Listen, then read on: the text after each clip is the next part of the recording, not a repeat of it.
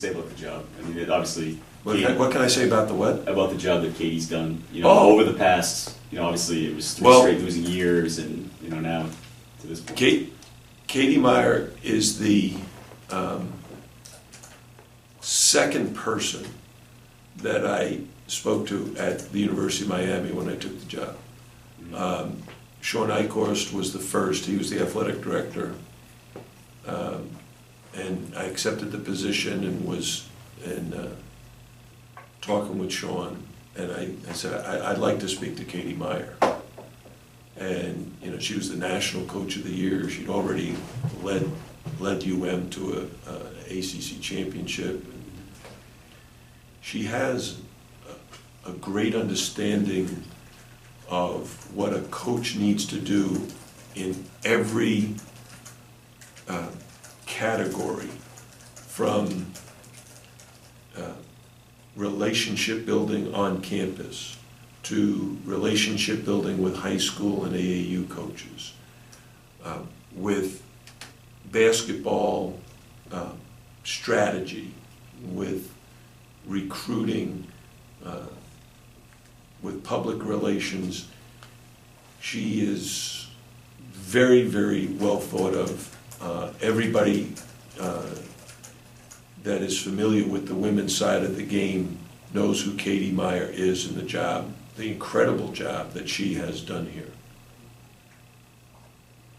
Now, to shift gears and talk about your team, you said on Saturday. Can't we stay on the women's? Let's talk about Tuesday at the Air Force Base. We can talk about that. I like to stay positive. You get another chance. The league is so good. And even though there were some blips on the radar in the non-conference, league play is just so different. You're so familiar with the opponent. They're so familiar with you. What's very interesting to me is Boston College has a new head coach, Jim Christian, and he is implementing his style. But they have 8 seniors. They've got a veteran team. They've got a lot of guys, and they're one of the tallest teams in the country. Yet, they start 4 guards and 1 big guy. And so, every team you face creates a whole new set of circumstances and creates questions you have to answer before the game as to how are we going to deal with this. And so we've debated all week long about who should we start, how do we get the best matchups out on the floor.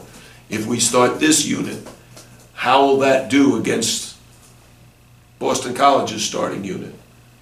And what changes do we need to make? What adjustments do we need to make? And we've made some decisions, and now we've got to see if they'll work. But when you're playing a team like Boston College, who has already defeated Providence College, who has defeated us, it's a major challenge for you. And one of the things we don't know is what kind of crowd we'll have on hand, because last week, with a tremendous crowd, they gave us a lot of help and were able to generate the energy in our guys to come from behind 18 points and tie the game and put it into overtime and double overtime. And we don't know what kind of crowd we'll have tomorrow. And it makes a huge difference. If we have a great crowd and they're enthusiastic and our guys can really generate that energy, we're going to be able to play at a much higher level. Now, we'd like to be able to do that even if the crowd is not there. But we just happen to know that when they are there, it's really helpful. Our students in particular, they're back. They start school on Monday or Tuesday. Mm-hmm. And if they're there and in large numbers, and the pep band is there, and the music is playing, and there's electricity going through the buck, that's what ACC basketball is all about. We had that last Saturday. Now we got to hope we get it again. And whether it's there or not there, we got to play at a very, very high level to compete with Boston College. If you're sitting there wondering how you're going to start to match up with them, are they sitting on the other side wondering how they're going to just come up to Absolutely. Every coach is sitting there, like in Jim Christian's case, as the coach of Boston College, he's trying to figure out, okay, what do we do offensively, what do we do defensively? And there might not be any changes that he needs to make. He may look at it and say, all the things we're doing that we did against Duke in a loss, that we did against Pittsburgh in an overtime game, we feel good about the direction we're going in, no changes. We did something against Virginia that we liked, that we're going to continue to build on. So we've got to see how that goes. Are you allowed to give specifics, or is it like top secret? I can talk about it after the game. Can you say like any starting lineup changes or minute changes? Can you say that, or is that also something you want Yeah, to we'll change the starting lineup. What's interesting about that, we are 10-4, and we played the same start lineup for 14 straight games. Yeah. So the change, we think, is going to help us. But I want to go back in time. Our starting lineup that we played for 14 straight games, I didn't think was going to be our starting lineup when we were in Spain. But we had some things occur that were out of our control. Davon Reed went down with an injury, and then DeAndre Burnett got hurt, and he missed 4 games. So now we're kind of back at full strength and anticipating adding Ivan Uceda to the rotation. And we won't really know what our Miami basketball team is about this year until that happens. Everything after our Notre Dame game, not even the Notre Dame game, because the Notre Dame game is just the starting point where Ivan will get in and he'll play. Okay, how did that work? How do we utilize him? But after that, then we'll start to know, okay, this is where we are.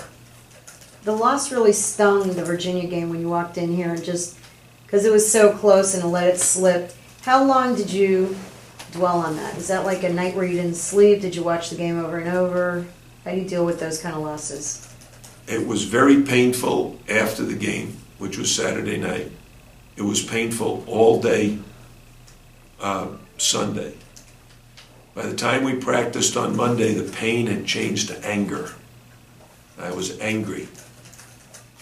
Not at our players, not at my coaches or myself, just angry we lost. Mm-hmm. And I wanted to use that angriness to fuel myself and my team so that our team understood, we played a terrific second half. We outscored them 43-25 in the second half. But it wasn't enough to win the game. And we had a golden opportunity to win in overtime, didn't win the game. So we need to be absolutely focused and ready to go in our next game. And hopefully we will be. How do you make sure that they don't get caught up in that? That it doesn't... In which? In, letting one loss kind of affect them going forward. The one thing about a loss, kind of like in football, when you're playing Saturday to Saturday, there is a lot of time to dwell on it. The good part about that is we didn't play a game on Wednesday and still be dwelling on it Monday and Tuesday. So we've had so many more things happen to get our mind off of Virginia and get ready for Boston College. One of the great things was the announcement about Adidas, going to Adidas and our partnership now with them. Well, now that creates some excitement that the coaches are sharing with the players about the direction we're going in and why we made that decision as an athletic department and what it will mean to the players that they'll enjoy. Coach, like what? Okay, now instead of having just white uniforms, green uniforms, orange uniforms, black uniforms, we're going to have retro uniforms, we're going to have gray uniforms. We're going to outfit you guys, we're going to have more travel out, we're going to do things in a really, what I would say, a first-class manner. because players, just like all of us, like gear. They like stuff. Gear. You're like, okay, what kind of? If you're a young lady or young woman, you like going shopping. Let's see what we can buy. Jewelry and shoes. Shoes. My wife has 500 pairs of shoes. Not as many shoes as my players have and sneakers, but How do you see that affecting recruiting? I mean, they talk about. well, that's the whole key. The thing is, I'm sorry. That's Ron Rothstein of the Miami Heat. Oh, he was there last night at the women's game. So the whole key is how do we take that announcement and put it to good use and create an advantage for ourselves in the recruiting process. And what we have to do is collaborate with Adidas. How can Adidas help Miami? How can Miami help Adidas? It's one hand washes the other. You scratch my back, I'll scratch yours. What can you tell a kid? You know how kids are sort of loyal to their brand and their little logos these days. So what do you tell a Nike kid about why Adidas is going to be good or better? Well, one of the things that I've shared with our point guard recruits is take a look at the NBA, who's wearing Adidas, and you have three of the best point guards in all of basketball, Damian Lillard, Derrick Rose, and John Wall. And they're in Adidas. And we've had Shane Larkin, Angel Rodriguez, and now a guy like Sheldon McClellan. These guys are great guards. And if Adidas is good enough for them, or they feel Adidas is the best, there's no reason that you can't come to the University of Miami and have that same kind of success. Is it strange? I mean, you've been in the game a long time. I have? I don't know. We won't say how long, but no, I mean, just the obsession with brands. That's something you never had to deal with when you were recruiting in the 80s and the 90s. It started, and I've actually shared this in conversation with a number of people of how things progress. In around 1967, almost every college basketball team was in canvas Converse. Converse, right. The first school that I can remember not wearing canvas Converse was UCLA. And they were winning national champions. They were winning national championships wearing Adidas. Mm-hmm. And those shoes became very popular, and kids started buying them. And that product and that brand became not only nationally but internationally known. Kind of the shoes of champions. Right? Nike took that idea and said, hey, let's get some college teams in our Nikes. They then created an advisory staff of college coaches and paid them and provided then that university with product. We're going to give you free shoes. So the athletic department was benefiting. The coach was usually benefiting because they were lining his pockets with cash. The players were benefiting because they were getting free shoes, multiple pairs. Instead of, when I was in college, you bought your canvas Converse. No one gave them to you. And you had one pair. I wore one pair for a whole season. Now kids wear a pair for a week. And then So you bought your shoes in college. You bought your sneakers. I bought my own. Okay, so from 1967 to, let's say, 1970, I don't know, 69, no, I know Kareem was in them, so 67, 68, 69, Kareem Abdul-Jabbar and UCLA are all wearing Adidas. Then Adidas becomes very, very popular. Nike then hires an advisory staff. All college teams that had college coaches on the advisory staff, they were all wearing Nike, and then that grew. Now Reebok joined the competition in the 80s and said, well, we'll get college coaches in our Reebok shoes and pay the college coaches to wear our shoes. And then all of a sudden basketball coaches and basketball players were all wearing Nike, Reebok, Adidas. now became the shoe wars. In the early 1990s, when did we go with Nike for the first time? 25 years ago, It was right? 89, 87. 87. We became the first university deal. So now it wasn't just basketball players wearing Nikes, it was football players, women's basketball players, soccer players, men's soccer players, women's soccer players, tennis players. Everybody was in Nike, and Nike was kind of taking a global approach, saying we're not just going to be identified with basketball, we're going to be identified with all sports. So when the line is drawn, the other shoe companies either fold or challenge. Reebok kind of fell into the background now. You don't hear about them nearly as much.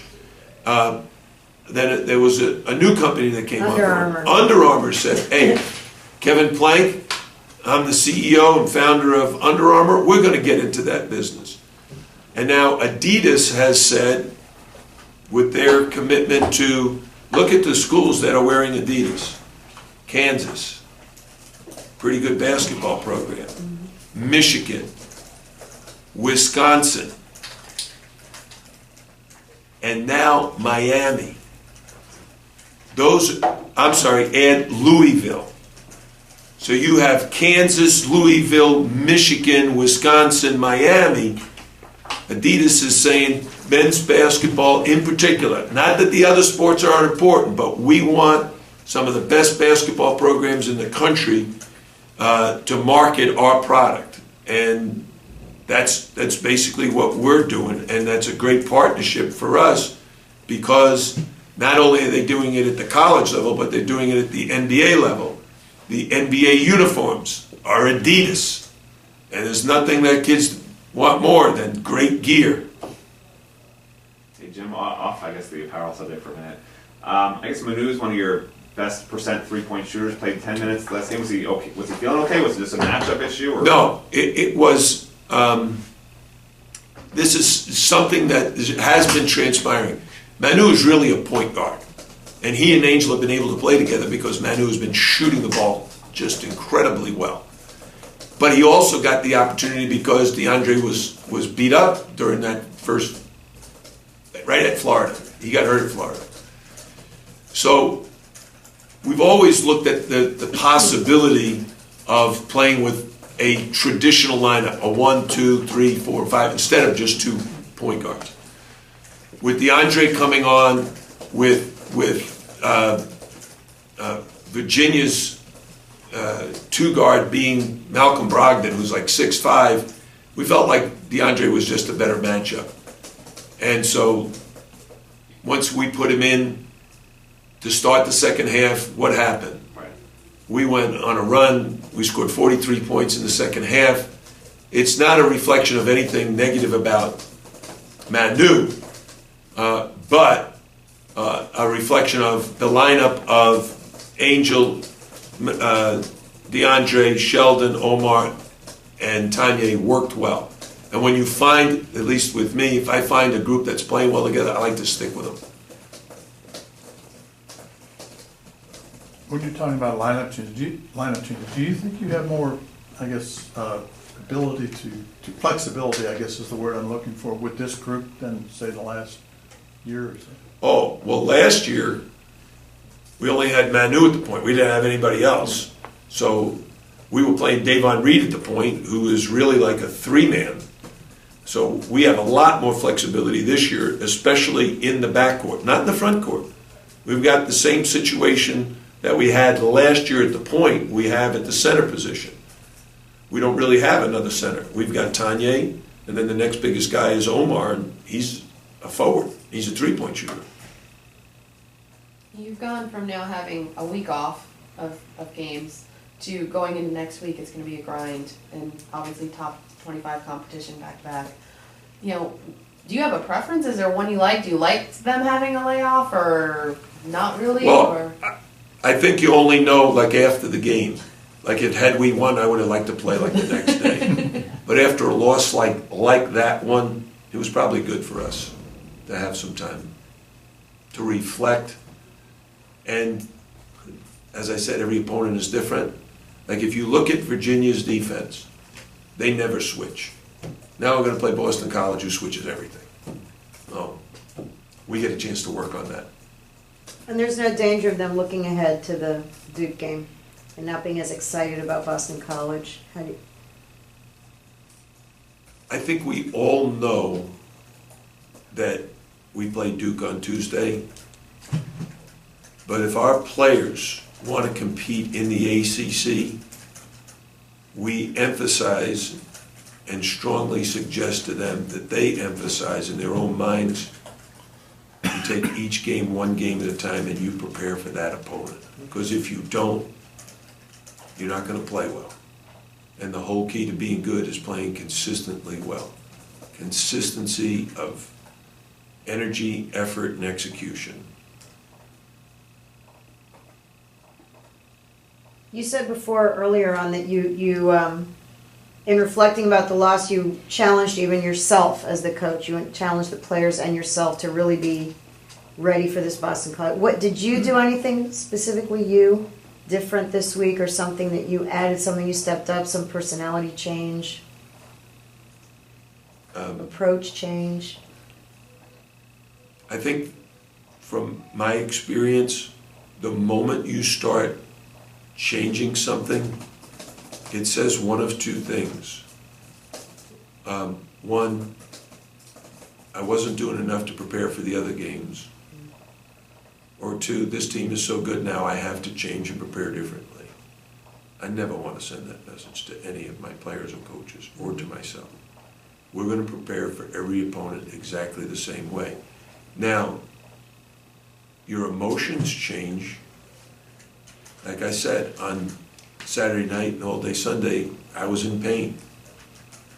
But by Monday, that pain had turned to anger. And I wanted to use that anger to prepare myself to have a good practice on Monday and Tuesday, Thursday and Friday. Were you different in practice with being angry? I think the players know that there's different, I'm demanding in different ways.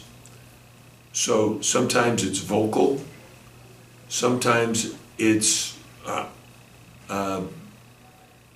I challenge them. So you don't do something right, we're running. You don't do something right, I'm yelling at you. It's the same, we're looking for the same response to the message. The message is delivered a little differently. I might be quieter one day and say, look, that's just not good enough, we're running. They know I'm not happy. Sometimes my unhappiness showed in a voice. And sometimes it's both. In fact, it's probably all the time both. What did you see of course you didn't see him Sunday, I guess, but what did you see in the attitude of the players, the way they... Players have been terrific. The guys have been really good. So you've had good practices the last few days? Well, we practiced Monday, Tuesday, and yesterday, and I was pleased with the practices. Monday was a little different because we were still very beat up. We had 3 guys with nagging injuries that had resurfaced. But they were fine by Tuesday, and practice Tuesday was very good. Yesterday was good, and hopefully today will be great. Thank Thanks, you. everybody.